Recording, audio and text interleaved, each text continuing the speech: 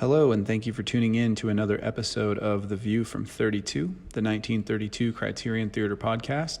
Today we have Gus LaCasse, local musician, songwriter, and fiddle player. Enjoy. All right, so we're at episode 5 of The View from 32, the 1932 Criterion Theater podcast. We've got Gus with us. Really happy to have you here, Gus. Thanks for taking the time. Thank you for having me. It's gonna be fun. Looking forward to it. Yes, it will. So we both went to the same high school. I'm like 100 years older, so I don't remember you necessarily, but it's awesome to have, a local born and raised musician here. How have you been? What have you been up to? I've been good. Good. Just keep busy, playing music when I can. On the music front this summer, as a result of the pandemic, I've been playing a lot of live streams and private events. I've played the odd public show at the Fogtown Beer Garden. Oh, nice. Up in Ellsworth? Yeah, up in Ellsworth. I've actually, a little shameless promo. I know it's early, but I'm going to do it it's anyway. Good. It's good. Do it. August 19, me and my buddy Matthias Kameen are going to be playing there. Okay. And, just been a few gigs at the Fogtown Beer Garden. Been doing a lot of live streams, private events. Awesome. And I've also been doing stone masonry. I'm a stonemason's apprentice right now. All right. There's a local guitar player, Bowen Swersey. Great guitar player, has really, really cool songs.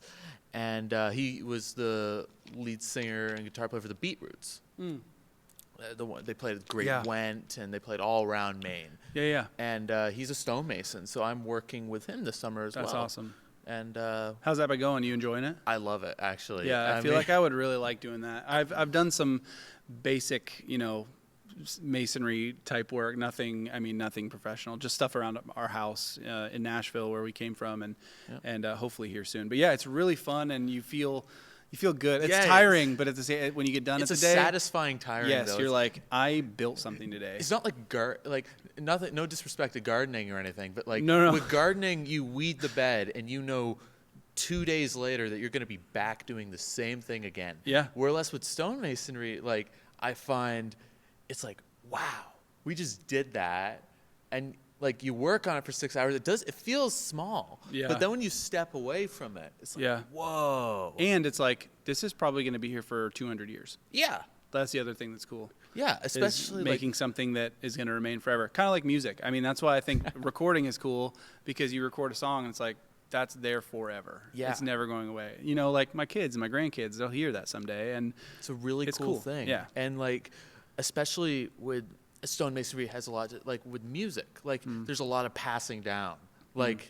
I'm learning these techniques from Bowen, who learned them from somebody else, and back. And you guys probably have a lot in common too on the musical front, to just because you have a lot of time to talk to, probably, working and we do chatting. We've also played a few shows together. Oh, nice. We actually met at first purely on a music basis. Okay. It was I was playing an open mic on the last episode. You had Peter Lindquist. Yeah.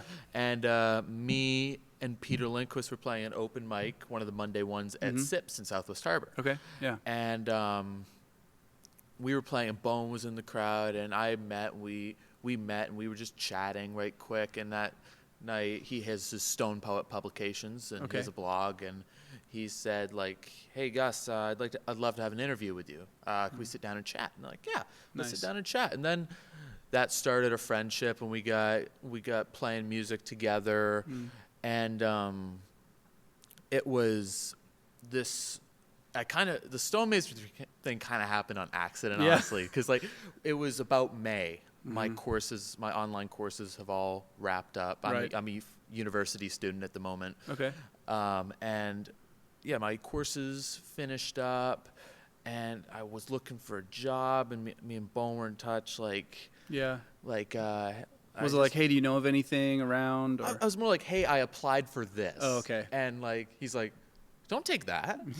Don't take that. And Come work with me, dude. Yeah. And it was kind of I was like, okay, I'm looking for other alternatives. This is the verbatim quote: bring boots, pants, and some gloves, and I'll give you an alternative. Then after day one, it was just, it was on. I love it. It was great. I love it. Yeah, in high school, I worked for a arborist company doing tree work and stuff. And it was, again, super random. My mom was like, hey, there's this guy who needs help doing tree stuff. And I was like, I don't know anything about that. but it was cool. You get to go on like the cranes and stuff and go well, up high, more, or what do you do? No, more just like, you're cutting down trees with a chainsaw, just, clearing stuff, throwing brush and a chipper. It's 90 degrees outside and you're wearing long sleeves so you don't get torn up. And but it's, again, you get home at the end of the day and you're just wiped out. But if you feel good because you're like, I did stuff today. Because, I mean, now a lot of people just sit and stare at a screen all day for 8 hours a day looking at a computer working. And it's so tiring, and you get done with the day and it's like, I don't even know what I did today. Like you're doing stuff, but you don't have that sense of like physical accomplishment. And so, yeah, in a way I kind of miss doing that kind of work where you're working with your hands. I like that. And I do a lot of woodworking and stuff, and it's just fun. Yeah. Woodworking too, like it's so finesseful. Is. I've always a great appreciation for like woodworkers. And like, do you do much like carving and like? I don't do a ton of carving, but yeah, like furniture or things for our home that we need. If we need a side table or a shelf that's just the right dimensions, and I've done some bigger stuff too, some big tables and built-in cabinets with benches and stuff. And it's fun to you start with this empty space. Again, like music or stonemasonry, you start with this empty space and then you build something, and it's like this will be around for probably a long time. Oh yeah, and it's cool. And someday in 100 years when somebody's like, ew, why would you choose this, and rip it out of the wall? Then it's history. Yeah, exactly. It's cool. So I enjoy it.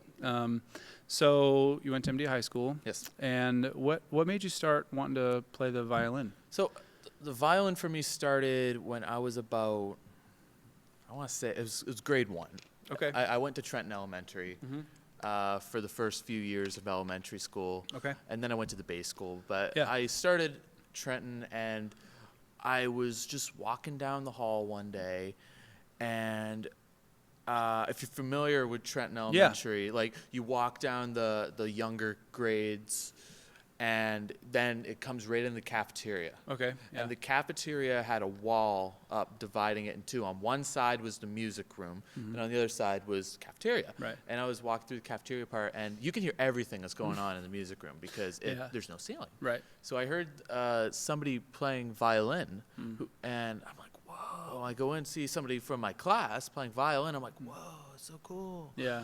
And I go home like that night, and I'm like, Mama, Dad, I want to play violin. I want to play violin. I didn't call it fiddle then. I called it violin. I was like, violin. That weekend, we were on the car to Bangor to get kitted out with my first instrument. All right. And I started a lot with like a Suzuki method. Yep.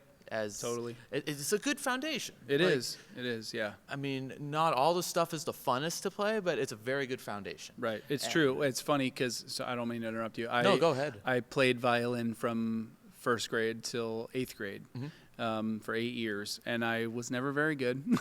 But it was, I don't know, my grandfather played the violin, and he had he had like 20 old violins under his bed. And when I was first starting, he was like, yeah, go pick one out. And so I just was looking through them, and I was like, I like this one. And so, because in first grade, they're just like, does anybody want to play an instrument? And it was like, you got like violin or cello when you're younger. And I was like, yeah, I'll play the violin. And I just started. And that probably is what made me love, playing guitar later in life too. But I was super familiar with the Suzuki books. And they're great, and they're also frustrating at the same time. So like, there's like, I mean, it's a great thing, like we said, for teaching the fundamentals and technique. But like, you must follow those fundamentals of like what is written there. You are playing it. Yeah, like, exactly. And don't get creative. Don't get creative. No. Just play the book. Yeah, just play the book. Like, and that continued. I played a lot more. My first sort of things with like playing the fiddle, the violin was classical music. Yeah. And like what I listened to as a result was a lot of classical music. And well, it's a good baseline too to learn, again, the fundamentals of how it all works. Yeah. Yeah, and when I was about like between 10 and 12, we'll say, my mom had this CD of this band called Vishtan. Okay. And she said, hey, Gus, have a listen to this. Because at the time, playing a lot of classical music, I listened a lot. She didn't want me to become a music snob. Yeah. So I was like, okay, fine. And then listened to it. I believe Visten's also played in Bar Harbor. They've come to yeah, the it sounds super familiar. I'm Gates gonna have to look them up when Auditorium, we get out of the here. Acadia Trad School, and Nice. yeah, I listened to that record. She put it in the car radio, Yep. and it stayed in that car radio for like a year. Like every car ride is listening to it. Now, are you somebody that did you want to learn how to play that? Well, once I'd heard it, yes. Yeah. And like I'd learned some songs off that record, and that's really it got the snowball spinning down the hill, Right. for trad music. 'Cause Totally. Then the way I approached the instrument changed. So like the style of how I held the bow, say, changed. My attack was different. Yep. And it got to a point later that I started out as like, we can call it a classical fiddler, a person who approached fiddle music like a classical musician. Then at the end of it, I was a fiddling classical player. And the two styles, like for myself, they didn't really, like, the approach was difficult. Yeah, So well, it's almost a separate, I mean, it's not a separate instrument, but it's almost a separate way to play the instrument altogether. It's like, yeah, it's great. It's like acoustic guitar and electric guitar. Jazz it's like piano versus regular piano. Yeah, it's like different instruments. Oh yeah. Yeah. And it was fun, and I was really then it's like, I think I'm gonna go full traditional music. Yeah. And I did, and no looking back yet. That's awesome. Classical music still serves as to listen to as a great inspiration. Yeah. Like, yeah, whenever I'm writing something or like it's great for when I'm like, if I want to write something, I'll have a listen. It's like, it gets the brain flowing. Oh, totally. Then, yeah. Now, are you more of a music reader or play by ear kind of guy? Ear. Yeah. I started out like classical music, since you met Yeah. you're not playing a thing by ear. Right. You're doing you see that? You're playing it. Exactly. And I had trouble with that too, because I haven't played the violin in 20 years. If I picked one up, I would sound like a 5-year-old. But yeah, I played all by ear, 6th, 7th, 8th grade when I was trying to, branch out from the books, because I'm all by ear. And even because I play the guitar now, I'm still all ear. I just can't read music. I get that. And it's like you get to the point too where like I found I did anyway toward around the time of the transition, like the sheet music was there. Me and my teacher had written all over it. Yeah. But I was still like, I'm pretending to read this. It's in here. Yeah, like, exactly. Well, you just kind of feel it, and once you've heard it enough, you know exactly where it's going to where you don't need to read it. Now, if somebody stuck a piece of sheet music in front of you, could you knock it out? I don't think I'd say knock it out, but it would be a slow dribbler down the foul line. Gotcha. Okay. Understandable. Yeah, That's awesome. It's just tricky because like I never really did, like once I switch over, most of my stuff like I learned by ear. Yeah. Even when I write songs, like a fair deal of them have still yet to be written. Okay, so you basically write and just remember what you're playing. Yep. Yeah.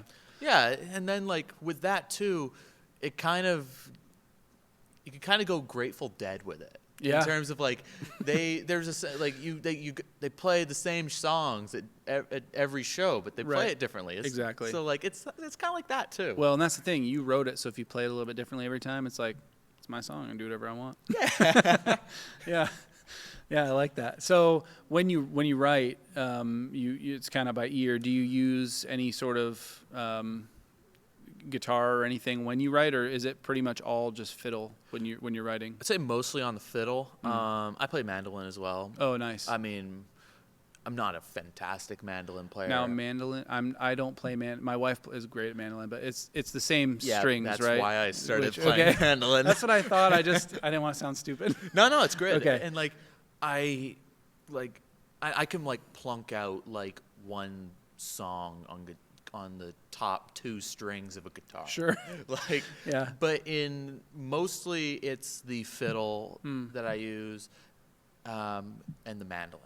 Okay, nice. So how did we chatted with Peter last week. How did you guys start playing together? Because I know I listened to some of your stuff on YouTube, and it was awesome hearing the guitar with the fiddle together. So how did you guys get connected and start doing shows? So this is a funny story. We did our first show for a halftime at a roller derby.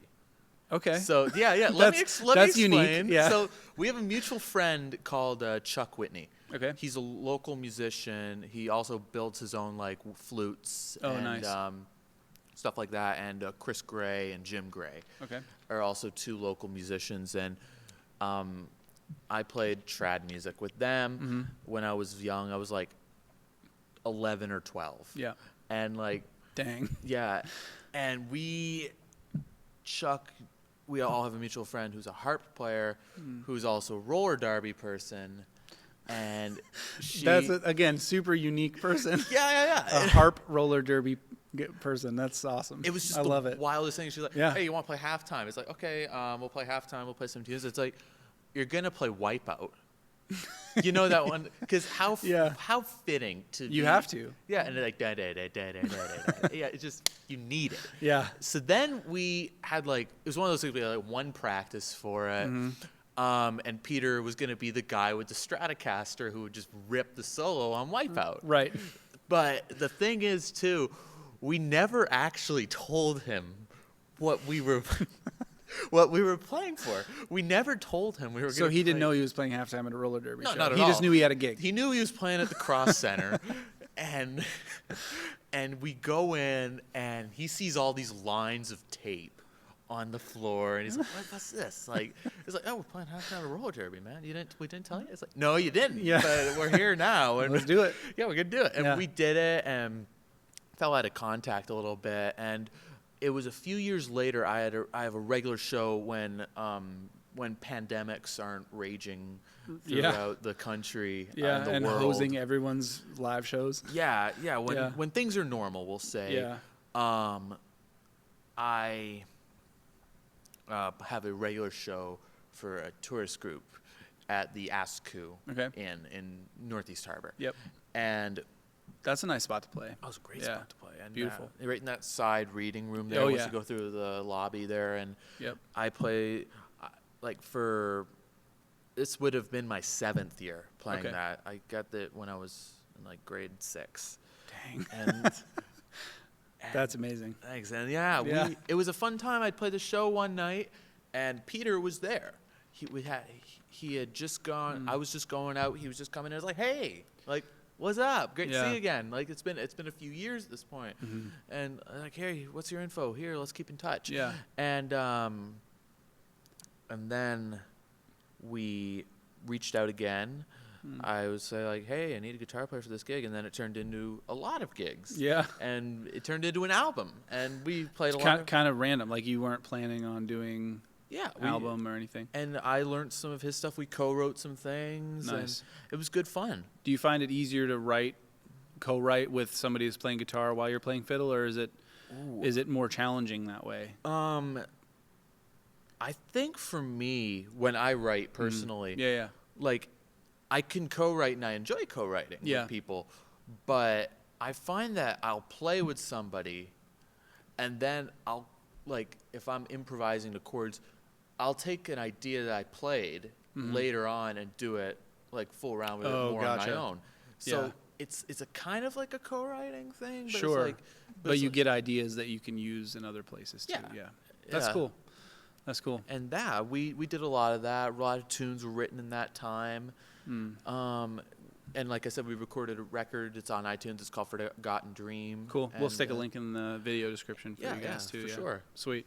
Now, in terms of writing, and you kind of mentioned that CD that was in the car for a while, but who are your influences for violin? Who do you look up to? Who do you kind of want to play like, I guess? It's a real cornucopia, I'd say, of playing influences for me, because like a lot of the old trad guys, I definitely admire their writing and stuff. The guy who sort of kicked it off, the fiddler for Vichten, was a guy called Pascal Muse. And I get to learn a lot of tunes from him. Nice. And that was a big influence. Yeah. I'd also say it's not just like one genre. Yeah. Like which is great. I mean, it really broadens your ability when you can listen to multiple too. Which is sure, like Stefan Grappelli, the jazz violinist. Okay. Huge influence. Love his stuff. Okay. Jascha Heifetz on the classical side of things is a fantastic influence as well. And like Jean-Luc Bancy and all types of stuff. Nice. Yeah. I love it. It's not even like violinists who I seek as influence musician-wise. Like Right. pre-gig, I listen. It's pre-game ritual to listen to Rush. Okay, nice. And like, I love it. I love that, like different stuff. Like Rush, there's Rush in there. There is salsa in there. Okay. There is jazz. There's Martin Garrix. There's EDM. There's reggaeton. There's like you name it. I love it. So when you get in your car to drive somewhere, what do you put on your Spotify or iTunes? Who are some of your favorite bands to just kind of rock out to? Rush. I love Rush. I mean, you can't beat Neil Peart. No, you can't. Yeah. Neil Peart and like I love Alex Lifeson's guitar lines. Yeah. Oh, and, totally. I mean, they're just so good. Yeah. And it's getting harder and harder to find bands that use real instruments in their songs. Like when you turn on the radio now, like the new hit whatever radio, it's just like, what is this? It's crazy because I was in grade school in the 90s, and you get on the bus and it's like Third Eye Blind and Matchbox 20 and all that. And so I turn on and in my mind, it's still the 90s when it comes to music, because that's pretty much all I listen to. I love 90s music. I love acoustic kind of driven music. But yeah, I turn on this music and I'm like, ugh, it's crazy. Yeah. I don't know. I can't do the new age kind of stuff. I mean, the thing is, like, when you just look at it purely from a, hey, that sounds good. Oh, it sounds incredible. And musically there, like, it's not, like, I can excuse the machinery because it sounds sure, good. It sounds amazing. Yeah. It really does sound amazing. And, I mean, technology's gotten to the point where you can pretty much make the entire thing on a keyboard. Yeah. It's crazy. There's a robot with an algorithm who's going to come up with the next top 40s hits. And but the other cool thing is, too, is that, like, I know that there's some engineer and producer that are writing these incredible songs that are, I mean, being listened to by millions and millions of people. And so it's still a form of art. It's just, it's so different from, how I grew up and the music I listened to growing up. My dad was super into like the Eagles and, REO Speedwagon and the 80s kind of like big rock band kind of thing, super guitar driven. And so, yeah, it's way different now to listen to music. But yeah, Rush has been up there for me. Yeah, they're fantastic. Recently too, there's been a lot of like Stromae is a French guy, a Belgian guy who does a lot of music in French. And I listen to Chronix is a reggae guy. It's just. Oh wait, I think I've heard of that guy. Chronix, he did. I need to look him up again because it's good stuff. Yeah, like it's just all over the place. Like that's good though, kind of an eclectic. Even local acts. Like I listen to Blake Rosso's record Forest Avenue a lot, or I had Ghosts of Paul Revere playing, and like just tons of just random stuff. Yeah, it could be Indian classical music that comes up on my playlist. I'm gonna listen to it. And it's like, let's do it. Let's do it. Yeah. I love it. I mean, when you hit shuffle, you're really hitting shuffle on my phone. Good to know. That's awesome. So you mentioned that you were a university student. Yes. What do you study? I'm a political science and geography double major. Oh, nice. Yeah. Nice. That's awesome. What do you want to do someday with that? Do you know yet? Because I had no idea what I wanted to do when I was in college, honestly. Honestly, I think to have the preparation to be able to do stuff with a non-governmental organization would be very important, especially giving the growing amount of influence that non-governmental organizations have when it comes to policy, when it comes to being in the public view and shaping information and truth and what is truth, what isn't truth. And I think to be able to have the tools to work for that would be interesting. Yeah. It's early yet, though. Like, True. What year in school are you? I'm going to be beginning my second year. Okay.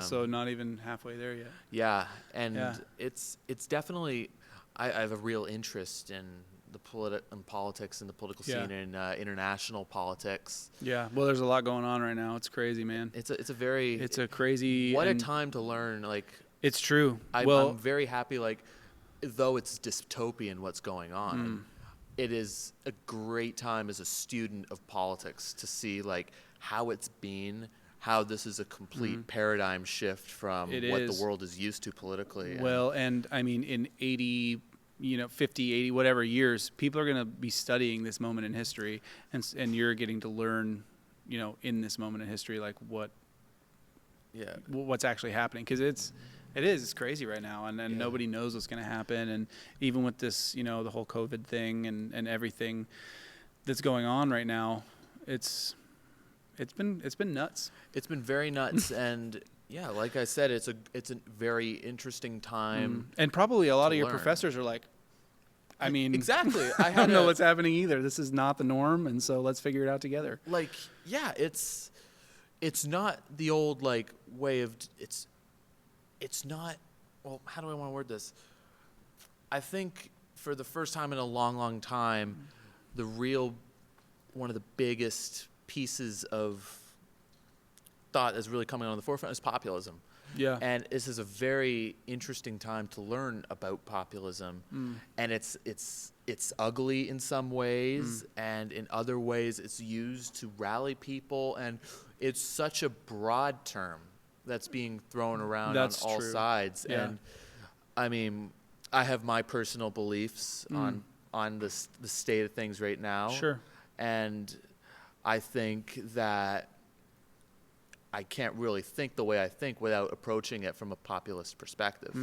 I understand that. Like, I think populism is rife throughout world politics right now, American politics especially. Sure. On Yeah. both left and right. I mean, Sure. this is a music and podcast. even not growing, but Yeah. it's fine. We can chat about whatever. But even Yeah. in Europe's politics too, I feel like it's kind of gaining ground a little bit over there too with some of the candidates, and it's been a really interesting shift in the whole political system that we have right now. It's a very interesting time to learn from a very dystopian time. Yeah, what a crazy time to be a political science major. Yeah. In school right now. Yeah, because even 5 years ago, 6 years ago, whatever, everything was pretty normal.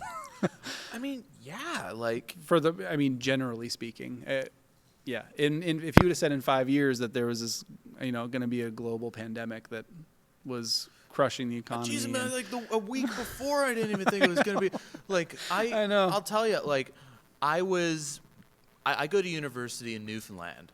Oh, in dang. In Okay. St. John's, Newfoundland. So on Nice. the edge of the continent. It's the Yeah. easternmost city in North America. Okay. And It must be gorgeous up there. it is. Yeah. Yeah, come visit. I want to. Yeah, man. Like when things get all like uncrazy, pop on Yeah, up. we'll and, see when like, that is. Yeah. But anyway, like it's just one of those things where, like we were. I'll give you an example. It was a Wednesday night, and me and my friends were all just sat around. We're still making snide jokes about like, Sure. oh, that coronavirus there, and like the Rona. and it was like, but it was more like we weren't joking about it because it was there. It's like, that's never going to happen. Like I hear from all my, Right. I'm in touch with my friends back in the United States. Yeah. And they're all like getting like, I'm like, guys, what's up with this toilet paper thing? Yeah. Like, are you for real right now? Yeah, Like, it's like China has a virus going on right now, and now I can't buy toilet paper. What's happening? and I'm like, I just couldn't believe it. And like, so that was on a Wednesday night. Yeah. Thursday, the next day, a school in Ontario, Laurentian University at Sudbury, Ontario, announced that they were going to be sending kids home, and I'm like, we're like, there's no way, Yeah. like this is happening. And then like that Sunday night, like after the coming days, it was like, oh, we're going online. I was out Monday morning. You're right. It did was just happen like so just like fast. that. I remember I was sitting in my office. This was back in Nashville. I was sitting in my office because we just moved up here, back here like 3 months ago, right in the thick of it. But I was sitting in my office, and it was right when it was like, should we stop international flights? What should we do? And then I remember reading like, oh, the NBA just canceled their entire season, and I was like, what? Yeah. Like, that's crazy. Like- I mean, it's millions, if not billions of dollars. I just say, like, I And- remember the same thing, like when the NHL, Yeah, because like I was in class and everybody gets the same. Anybody who has CBC News on their phone gets the alert. Oh, Right. NHL canceled. Oh my God, they just canceled the Like, season. that's like, that was a huge deal. And we didn't really know what was going on, obviously. And I don't think anybody did. I think it was kind of hey, let's be safe and just can't. It's a big decision, obviously, but it was just crazy. And then more and more and more and more and more stuff kept getting shut down and canceled and moved. And it was like, what is going on? It seemed like 2 weeks, and it was like a day. It was insane. It's like, it was just surreal. Like, I got back, I had to fly to get to Newfoundland. I took 5 hours to Fredericton and then 2 flights. Yeah. And my parents, like, they had planned this vacation in Newfoundland in like December. Yep. And they were like, "Hey, we're gonna see Gus. It's gonna be great." And it's like, and then like mission go see Gus and hang out turned into mission get him the hell out. Right. So seriously, like, when we got to the border by car, the one up at Holton in Woodstock. Yeah. Like, we got the alert on our phones. The border's closed. Like, we got. Did you have trouble getting back? We didn't. Or was it early enough? Like, it was early enough. Like, we were in the queue, so they were gonna let us back. Yeah. Like. Yeah. But it was just like, wow. we timed that. Like. Yeah. And totally. It's just been a remarkable year when you look at, like. I mean, it started like January 2nd. We had World War III and like I know dumb people doing dumb things. Yep. And then there was, I mean, when Neil Peart died, I thought that was the last straw for 2020. Right. But then Kobe, then COVID, then it's just one thing after the other. Then this Beirut thing. It's just been one thing after another. Third largest explosion. Whatever. Ever, yeah. So like Hiroshima and Nagasaki are the first two. Yeah. Then Beirut, then Halifax. And it's just like. Yeah, I saw some of the stuff, on the news, and it's just like, it looked like a movie. It didn't even look real. Oh yeah. And it's been interesting too. Like, I have friends from Lebanon. Yeah. And been seeing on their social media is like, everybody is just like, wow, like seeing all the videos and like sharing like, wow, this just happened. Yeah. And the generosity has arisen out of it. Like, people are opening up their houses. Yeah. To people, and it's an interesting time, and I mean, I'll be interested to see. And it's been with 2022, like, we've had to go online as musicians. Yeah. So it's been really interesting to see like what's been done. There's been 2020, as crazy as it's been, there's been a lot of good art created as well. There has. It's true. It really is. It's been a time that people they have more time to dedicate to it, and there's a lot more, emotion and a lot more stuff to write about and stuff to, or shoot about or paint about or whatever the case may be, whatever your form of art is. But it's true. Yeah. It really is. And like all the new records, like Fish put out a record. Yeah. Bob Dylan put out this like 18-minute song about John F. Kennedy's assassination. Oh dang! I haven't seen that. It was long. It was 18 minutes. I need to check it out. That's awesome. That's a long song. It was long, and like it was 18 minutes, and how long was it? No. So in terms of touring, playing out, or have you done a lot of touring stuff? Or I know coronavirus is kind of ruining everyone's jam right now, but before this was happening, were you traveling? And then, after this is over, whenever this might be over, what's next for you? I did a lot of shows out of state. Like, I've done shows all across New England. Mm-hmm. I've done a couple in upstate New York. Okay. A few shows across the Canadian border. Hmm. I was a part of a young people's touring group that was based out of Burlington, Vermont, and we went down the west coast of Ireland. That must have been incredible. It kind of was. Yeah. It was great. We started in Donegal, and we played our way all the way down to Dingle and Kerry. Nice. It was deadly. Yeah. And I probably wouldn't have wanted to leave. Yeah, it was a good time. Like, there was a lot of good music to be had. It was Yeah. fun peeps. I'm still in touch with quite a few of them. That's cool. And now, yeah. was it fiddle players or was it a kind of a little bit of everything? Mostly fiddlers. I'd say you had fiddlers, you had a couple pianists, guitar player, a few multi-instrumentalists. They made us all sing.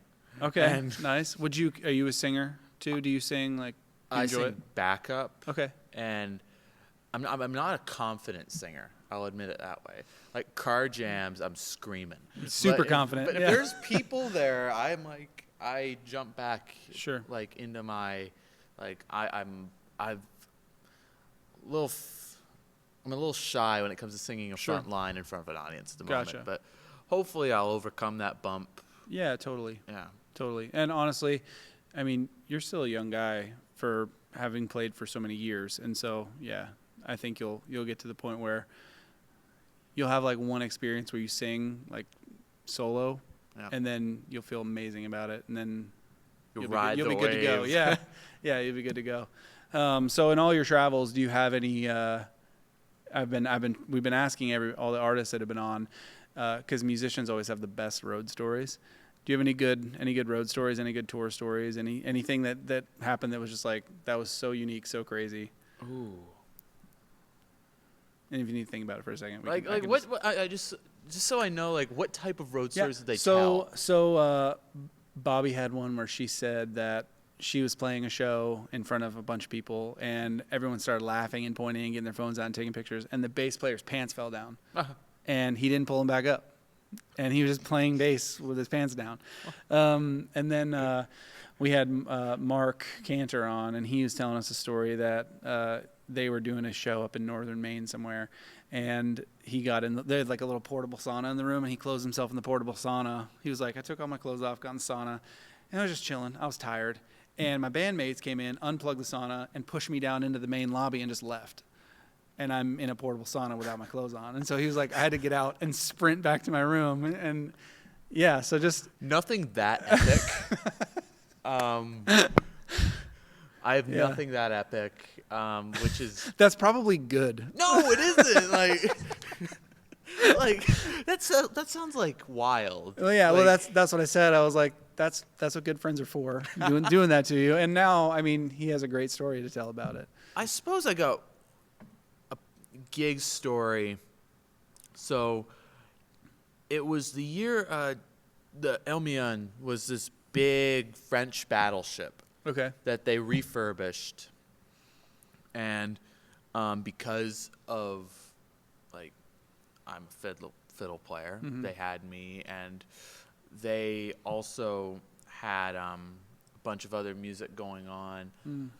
It was a big thing because like they had people from the French government who were there. They had both local and national officials from Maine, and it was cool. Yeah. So the Hermione played this, like, made its trip starting from France. Okay. And all the way up the East Coast. It went to Nova Scotia as well, and went back to France, right? Okay. Brittany. And my slot was booked right when the boat was coming in. Okay. So it was, and the boat's huge, like massive boat, and I'm playing. Everybody's in the tent. Everybody's clapping. People are dancing and doing their thing. Everybody's digging the music. Yeah. And then I was playing with a guy called Jim Prendergast. He's a guitar player. He's a studio based out of Portsmouth, New Hampshire, Nashville veteran. Okay. He did Nice. Garth Brooks' first record. Nice. And I recorded my first record with him. Okay. It's like cool. 13 or 14. And we played this thing. And we were playing, and I look, and everybody was sat down. Yeah. And then we get in the jam, and I hear this rustling. And I look up, and there's like my mom and another person left in the audience. And I'm like, And like, where the hell did everybody go? And the boat came in, so they all ran to see the boat, empty place. How long did it take you to realize? Was it like a few minutes, or like 30? Even like 10 seconds is probably, you're playing in front of a bunch of people, and then you look up and there's no one there. Yeah, kind of. It was like boom, full, nobody, and like. Did you stop playing, or did you keep going? Well, you kind of have to when Yeah. this big, huge boat comes in, and like, it's like, yeah, you cool. I can keep playing, but nobody's listening. Like, so I was just like, Jim, like, put your stuff down. We're gonna go look at this boat. That's amazing. It was just the weirdest. You said thing. your mom was still left though? Yeah, mom was there and listening. I hope she liked it, and yeah, and it was just one of those things where me, like, after the show, like me, Jim, and mom, we were talking like, never play when a huge Old historic boat. yeah is coming into Castine Harbor. That's Like, amazing. I suppose like that's the one that came to mind. Yeah. There's probably more. But Well, as soon as you leave, you're like, oh, I remembered another one. Exactly. Yeah. Well, that's the thing with when you're playing on there's so many just weird experiences with playing out places, because, I mean, musicians travel more than the average person, and so Right. you know, you meet tons of different people, and so many things can just go wrong. Yeah, like so many things could go wrong, and like even it's like it doesn't quite go. Things that don't like go wrong, but are just funny. Right, exactly. Like I had a show up in at this old church. Speaking of refurbished old things, Yeah. there's this church called that's actually now a culture museum. It's called the Musée Culturel de Mont-Carmel, Okay. Cultural Museum of Mount Carmel. Okay. It's up in Lille, Maine. All right. It's Lille is a little village in St. David, Okay. Like basically Canada. basically Canada. Yeah. You can see Canada. Yeah. I'm pretty sure a large portion of the crowd came from New Brunswick to see Sure. the show, and it's an old church. So like, Yeah. and I'm there rip fiddle tunes. Yeah. So I'm there, and I played this song like called "Devil's Dream," and I'm going like with the feet like Yeah. and just play, and then I hear this boom, and I look back, and there's this like broken crucifix. Devil's Dream broke the Yeah, broke the church. Yeah, I done be breaking a church, and it's like, and then a string broke later. Like I broke 3 strings that show. Like It's because you played Devil's I had in to a do church. it. I had to do it. The song's a banger, and I just had to. That'll do it. Yeah. So I suppose those are Yeah. a couple that I can think of off the top of my mind. No, that's good. I can picture in my mind you like in the zone playing the fiddle with like everyone there, and then like looking up, and like it just gets slower and slower until you stop, and you're like, "Hey, Mom." It was one of those things like I was jamming on, and I hear the band. I look over, it's like,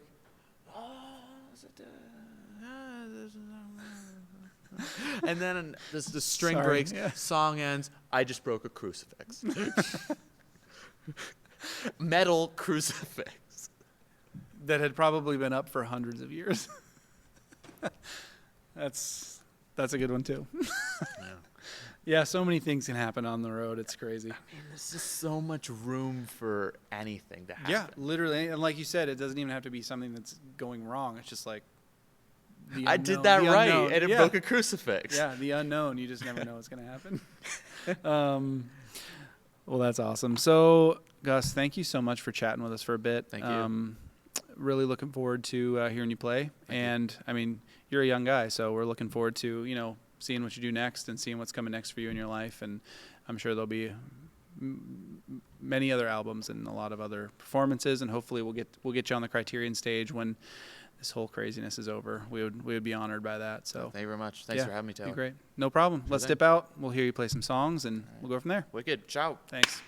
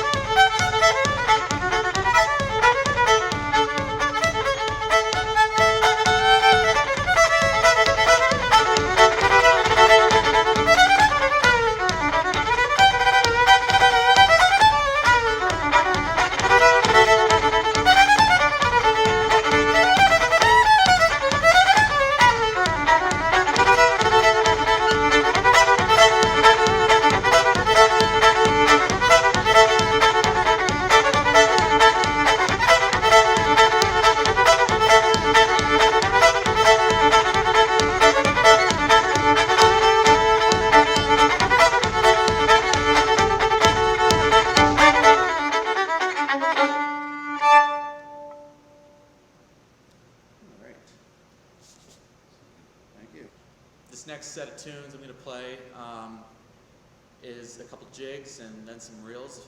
The first one's called Babies in the Basement by a Vermont fiddler called Chris Cragg. And after that, I'm going to be playing a tune of mine called Helicopter in the Yard. And then after that, we're going to go into a couple reels of mine. First one's called Last Church on the Left. Then we're going to go into another tune of mine called Togas in the Cold. Then we're going to go into a trad Irish tune. So, thank you.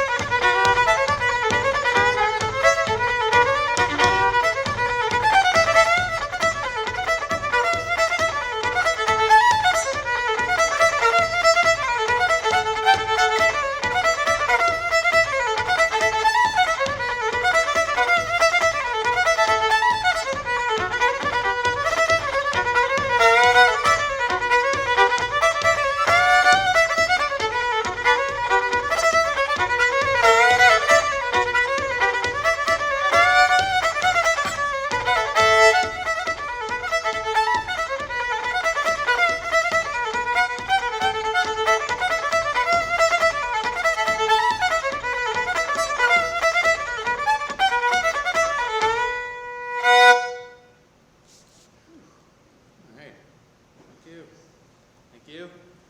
All right. Can I do 4, actually? I got another song idea. You be you, baby. Okay, I'm going to be me. All right, I'm going to play now 3 tunes. The first one's one of mine. It's called the Cannonball Reel. Then after that, I'm going to go into a trad tune called Bridget's. And then after that, I'm going to go into another original tune of mine called Carlos and Ali's. I'm going to say that once more because I had a hiccup. Okay, take 2. I'm now going to play 3 tunes of mine. The first one is called Cannonball, and that's a tune of mine. After that, it's going to be a trad tune called Bridget's. Then the third tune is going to be a set of, take 3. First tune I'm going to play for you now is called Cannonball. The second tune is a trad tune called Bridget's. The third tune is one of mine. It's called Carlos and Ali's.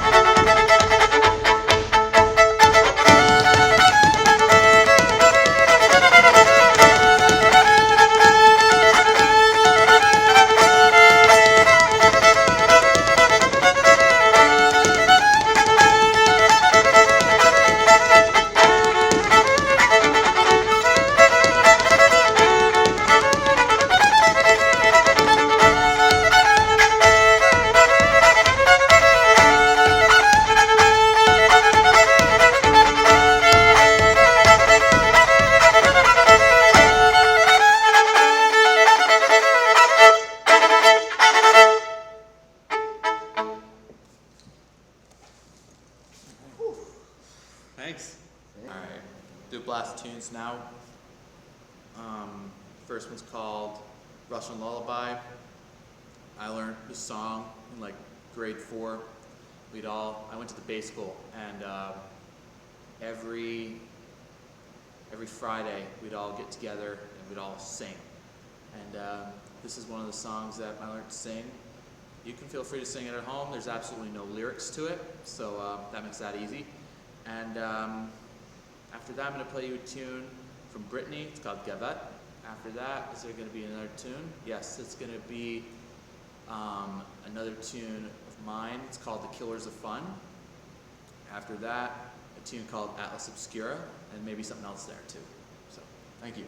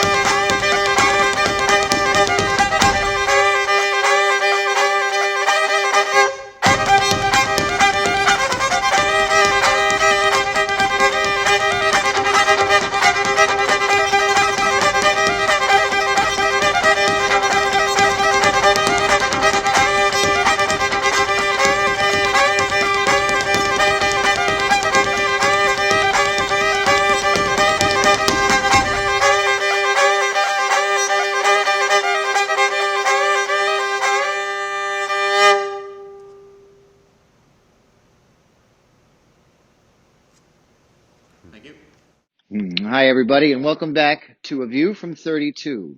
We thought this episode we'd actually give you a view of the 1932 Criterion Theater. Old George McKay would be very proud. I do want to catch you up on a little bit of what we're doing here while we are in these quiet times. I can tell you that we're building in a whole new bathroom suite, a beautiful shower, vanity toilet selection there for the talent that comes through. The band's always in their riders, their contract riders, have always asked, is there a shower in the venue? And I've always said, no, there is no shower in the venue. So we've had to work that out in other ways. And now we're going to be able to offer a beautiful, fully tricked out green room experience to our wonderful acts when we get them back. As we're coming up the aisle here, I did want to point out to you this bit here. This is an aisle light. This is the end of aisle. And these were hand cast and made exclusively for the theater, installed in 1932. This bank of aisle lights still predominantly works. I take them apart, I put in the very appropriate little itty bitty bulb, and I put them back together again, very gently. Everything we work with in here is an antique, and we love that. Also included with the bathroom project, we've done various upgrades to electric panels. We've done a little bit of plumbing work, a couple of fixes here and there. We're very excited. We're going to be so ready for the next group of acts to come through because we love this theater. And I know that the talent that has played here, they can't wait to get back. I miss the Whalers starting out this summer, I'll tell you that much. So in that, I do have a poetry selection for us today, and it is about the theater. It's called Playing the Part. It's a fairly recent poem. This was just written 3 years ago by a gal by the name of Eliza Jean. Eliza Jean, I want to get that right. And this poem is called Playing the Part. Theater is my second home, and I have seen it all, smiling, accepting accolades from balcony to stall. Most come up the hard way, waiting in the wings, when all we got was understudy, standby, even swings. Parked on life's hard shoulder, the world went swiftly past, waiting for someone else's shoes to play a leading part. Some catastrophic happening could bring you center stage, so you learnt the words obsessively, every lengthy page. So many lines learnt lovingly, if never to be spoken, missing the applause and props, watching from the side, character a mean token. The ever loyal true plan B, hiding the thoughts they'd love to speak but always have to hide. Dreaming some dreadful accident, spinning evil curses, might her legs just crumple up in the midst of a vital verse. No way to get a chance to play. Could anything be more tragic? Dumped on the sidelines, doomed to watch whilst others spin the magic. Always the bridesmaid, never the bride, has to be someone's fate. So many years going flying by, success might come too late. Yet, many a star began this way, learning the skills of their trade. Play the part of the standby, your future just could be made. Thank you so much. We hope you appreciate this. We sure do. I appreciate the opportunity to let us reach out to you. We're going to keep it coming. Please get in touch with us at criteriontheater.org. That's TRE.org. Let us know how you're doing. Let us know what you're doing. How are you amusing yourselves in these crazy days? You come to us, we'll come to you. Thank you so much. This has been A View from 32.